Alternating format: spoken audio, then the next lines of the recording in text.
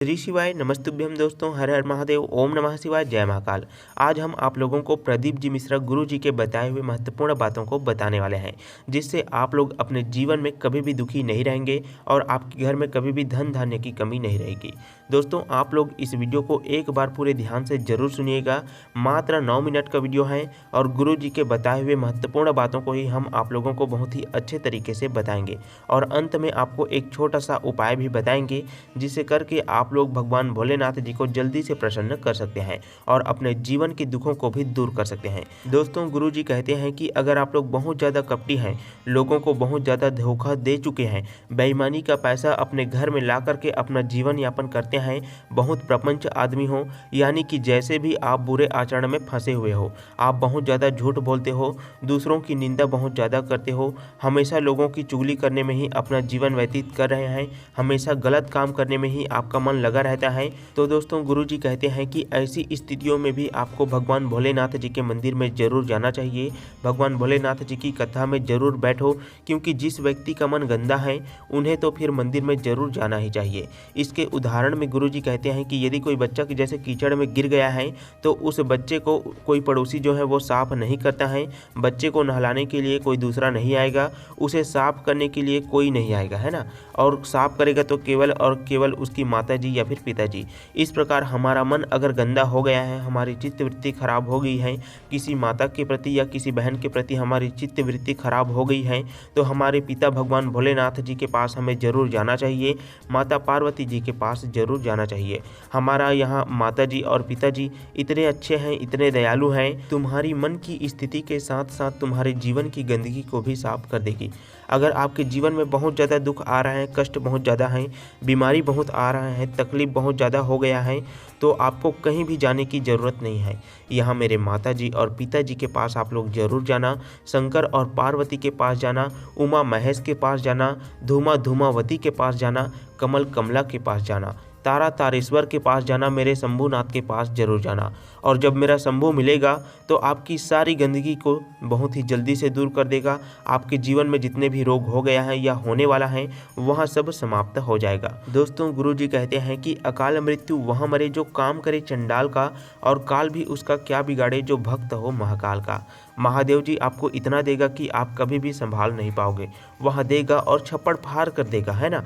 राजस्थान में गुरु जी निवेदन करते हुए लोगों को कहते हैं कि जितने भी लोग भगवान भोलेनाथ जी की कथा करवाए हुए हैं, या जितने भी लोग अपना समय दान देकर के कथा सुन रहे हैं, और जितने भी लोग भगवान भोलेनाथ जी की कथा में पुण्य दान करके प्रभु का स्मरण कर रहे हैं, वह सब एक निश्चित तारीख लिख कर रख लो कि तुमने जो दान पुण्य करा हुआ है, तुमने जो 300 वर्ष में पड़ने वाली सावन के महीने में जो तुमने कथा सुनी हुई है, तो अगला सावन के महीने तक आए तो गुरु जी को आप लोग उनकी कथाओं में जाकर के जरूर बताना कि आपको कितना ज़्यादा पुण्य मिला है, आप पहले क्या थे और अब क्या हो गए हैं, आपके जीवन में पहले कितने कष्ट थे और अभी आपको कितना जो कष्ट है वो बचा हुआ है वह या कम हो गया है ना, कितना आपको फल मिल गया है, कितना आपको लाभ मिला है।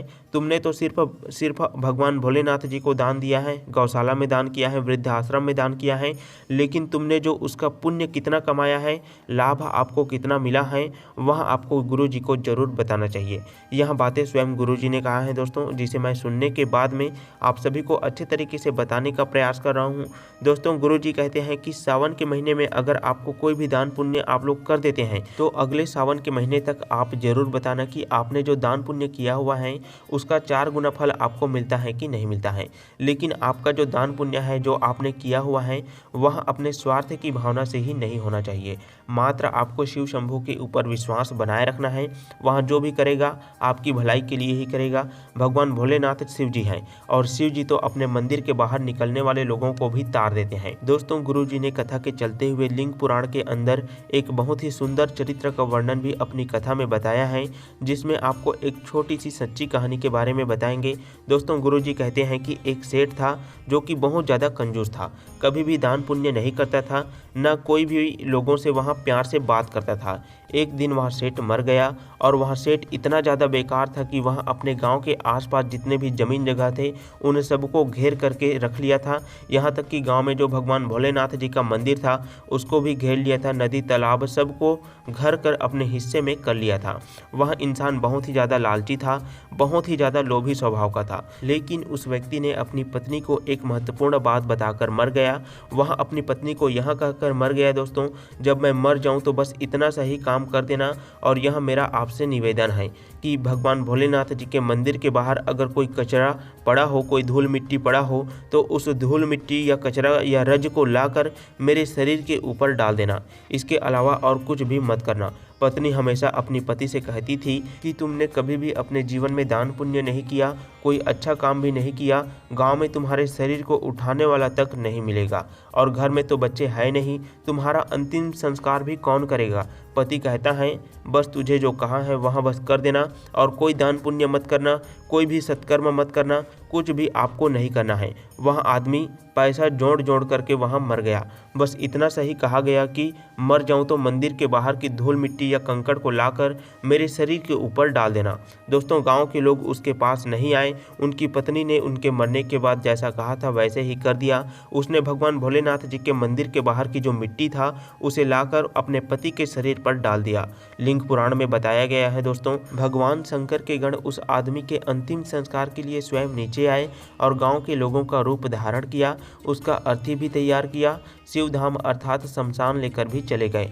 जब भगवान शंकर के गण उस आदमी को लेने के लिए आए तब उसकी पत्नी पूछती है कि तुम कौन हो। तब शिव के गण कहते हैं अरे भगवान, यह तुम्हारा जो सेठ था ना, यह गांव में कभी भी दान नहीं करता था, यह पूरा दान बाहर करता था, हम बाहर से आए हुए हैं। तब उसकी पत्नी कहती है अच्छा ठीक है, तो फिर आप लोग मेरे पति जी को शमशान तक ले चलो। दोस्तों कहते हैं कि भगवान भोलेनाथ जी के मंदिर के दरवाजे के धूल मिट्टी या कंकड़ या रज मात्र या फिर कचरा को ही या मातृभूमि की मिट्टी को ही शरीर पर बस डाल देने से भगवान भोलेनाथ शंकर शमशान के दरवाजे तक खड़े होकर उस व्यक्ति का स्वागत करते हैं। और पूरी ज़िंदगी तुमने जो भले नरक में ही मतलब अपना जीवन व्यतीत किया है, पूरी ज़िंदगी भले तुमने लोगों को लूटने में निकाल दिया, गलत व्यवहार करने में निकाल दिया, स्वार्थ पूर्ति करने में ही निकाल दिया, कभी भी कोई सत्कर्म नहीं किया है, परंतु अंतिम समय को आपने सुधार दिया। दोस्तों गुरुजी कहते हैं कि अगर आपका बचपन गया तो जाने दो, जवानी गया तो भी जाने दो, लेकिन बुढ़ापा को भगवान भोलेनाथ शंकर को ही आप लोगों को समर्पित कर देना है। बुढ़ापे को बिगाड़ना मत, भगवान भोलेनाथ शंकर जी के चरण पकड़ लेना, शिव जी को आप अपने आप को समर्पित कर देना, तो फिर तुम्हें कहीं भी भागने की जरूरत नहीं है, तुम्हारा मंगल होना एकदम निश्चित है। तुम भगवान भोलेनाथ शंकर जी को कहो कि बीमारी भी दिया है तो तुमने ही दिया है, और दवाई भी दोगे तो तुम ही दोगे, बस हमसे जो कर्म हो गया है उसी का फल हमें मिल रहा है। प्रभु तुमने ही दर्द दिया है, तुम ही दवा दोगे, अब यह जीवन बस आपको ही समर्पित है। हे भोलेनाथ तुम मृत्युंजय हो, मृत्यु पर विजय प्राप्त करने वाला हो, जगत का पालन करता है तू, सबसे ऊंचा आपका ही स्थान है, जहाँ से दुनिया समाप्त हो जाती है वहीं से ही आपकी शुरुआत होती है। दोस्तों जहाँ लोगों की मृत्यु होती है शमशान घाट में, वहीं से ही भगवान भोलेनाथ जी की शुरुआत होती है। हे भोलेनाथ तुम कोई साधारण नहीं हो, अगर मेरे शरीर में कष्ट आया है, मेरे चरण में कष्ट आया है तो तुम ही सही करोगे, मुझे तुम पर पूरा विश्वास है, बस तुम भगवान भोलेनाथ जी पर भरोसा रखना। दोस्तों यदि आप अपने जीवन में कभी भी कोई भी प्रकार की कष्ट को नहीं सहना चाहते हैं, हमेशा धन धान्य से भरपूर रहना चाहते हो, किसी प्रकार की कोई भी कमी महसूस नहीं करने चाहते हो, ऐसी आपकी कोई इच्छा है, घर में कभी भी पैसों की कमी ना हो, तो दोस्तों गुरुजी ने एक बहुत ही छोटा सा सुंदर सा उपाय बताया है जिसे आप लोग एकदम आसानी से और बहुत ही कम समय में कर सकते हो। बस तुम भगवान भोलेनाथ जी पर भरोसा रखना और रोज भगवान भोलेनाथ जी के मंदिर में जाना, शंकर जी के मंदिर में जाकर के एक लोटा जल को समर्पित कर देना, श्री शिवाय नमस्तुभ्यम मंत्र का जाप करते हुए। उसके बाद में आपको 5 बेलपत्र को भगवान भोलेनाथ जी को अर्पित कर देना है। चाहे तो आप शिवलिंग के ऊपर में 5 बेलपत्र को समर्पित कर सकते हैं, चाहे तो आप शिवलिंग के जलाधारी के पास में 5 बेलपत्र को क्रमवार समर्पित कर सकते हैं। उसके बाद में आपको 5 बेलपत्र में से एक बेलपत्र को भगवान भोलेनाथ जी से आपको प्रार्थना करने के बाद में आपके जीवन में जैसे कुछ कष्ट हैं तो उसके लिए आप लोग जो है वो प्रार्थना कर सकते हैं। आपके जीवन में कोई भी कमी है तो उसके लिए भी आप लोग लोग प्रार्थना कर सकते हैं। बस आपको एक बेलपत्र को उठाकर भगवान भोलेनाथ जी के मंदिर में ही कहीं पर भी बैठकर आपको चबा चबा करके खा लेना है। आपके शरीर में जो दर्द है या पैरों में जो दर्द है या घुटने में जो दर्द हो रहा है तो आपका घुटना भी भगवान भोलेनाथ सही कर देगा। बस आपको इसके लिए भगवान भोलेनाथ जी पर दृढ़ विश्वास होना चाहिए दोस्तों। पूरा भरोसा आपको भगवान पर ही करना है और अपने कर्तव्य का पालन करते रहना है। ऐसा नहीं कि भगवान पर भरोसा करके अब आप आलसी करें, है ना, आलस्य करें और कोई काम ना करें। ऐसा आपको बिल्कुल भी नहीं करना है। मात्र भरोसा ऐसा करना है कि आप अपना पूरा काम स्वयं करें, लेकिन जो भी करेगा वहाँ भोलेनाथ करेगा। इसी विश्वास के साथ आप निश्चित ही अपने जीवन में वहाँ सब कुछ प्राप्त कर पाओगे जिसे आप लोग प्राप्त करना चाहते हो। तो दोस्तों आज के इस वीडियो में हमने गुरु जी के बताए हुए महत्वपूर्ण बातों को आपको बताए हुए हैं, जिन्हें हम आप सभी को बहुत ही अच्छी तरीके से बताने का प्रयास कर रहे हैं ताकि आप इन आशीर्वचनों को सुनकर अपने कष्टों को दूर कर सकें। तो दोस्तों आप सभी को श्री शिवाय नमस्तुभ्यम, हर हर महादेव, ओम नमः शिवाय, जय महाकाल।